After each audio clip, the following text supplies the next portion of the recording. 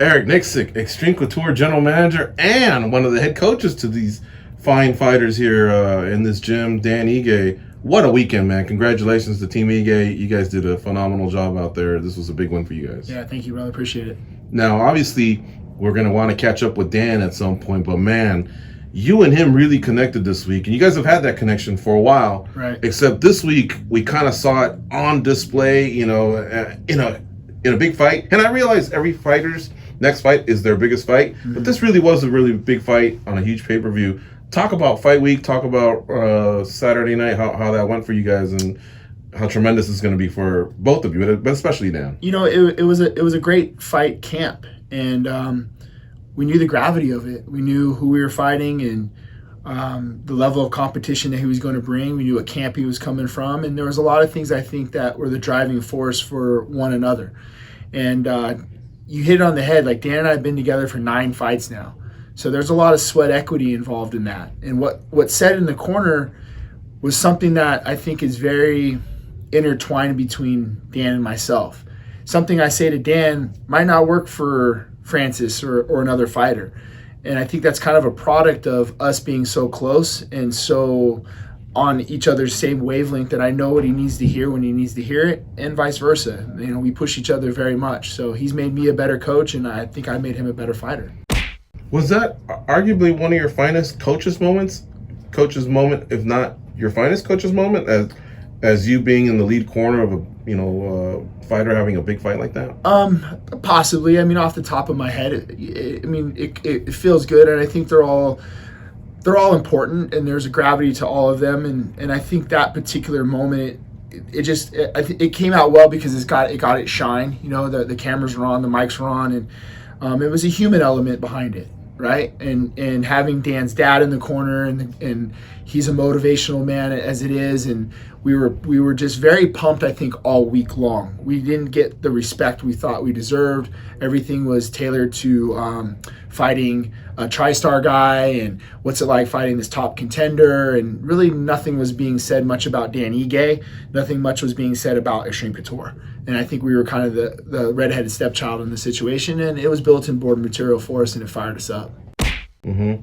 Talking about that exchange that you guys have, how much is that like game planned and I don't know about rehearsed, and how much of it is on the spot? Like, you wiped them down, but you wanted to keep some sweat on them. Yeah. You went over some techniques, and then at the end, obviously, you fired them up. You inspired them, Yeah. And so how did that moment come about?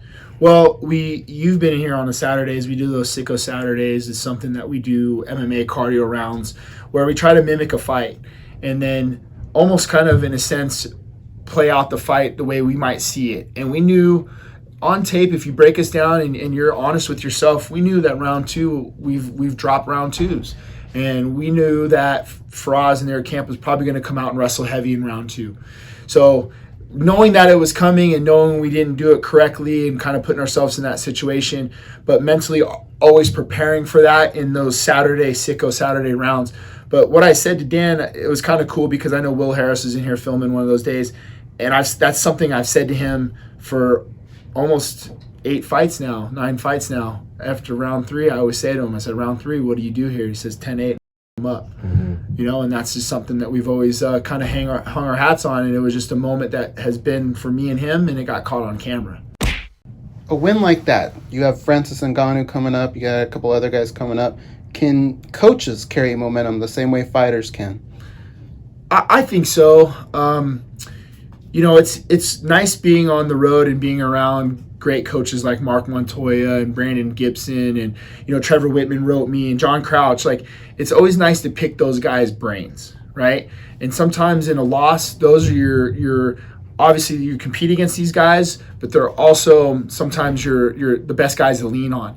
And, fortunate enough for me, like, yes, we got our win, and then a couple of those guys might not have won, but we have a lot of feedback. And one of the things those guys have always taught me and told me about is, like, look, you get 24 hours to ride high on a win and you get 24 hours to ride low on a loss, but Monday you come back and you get right back to work.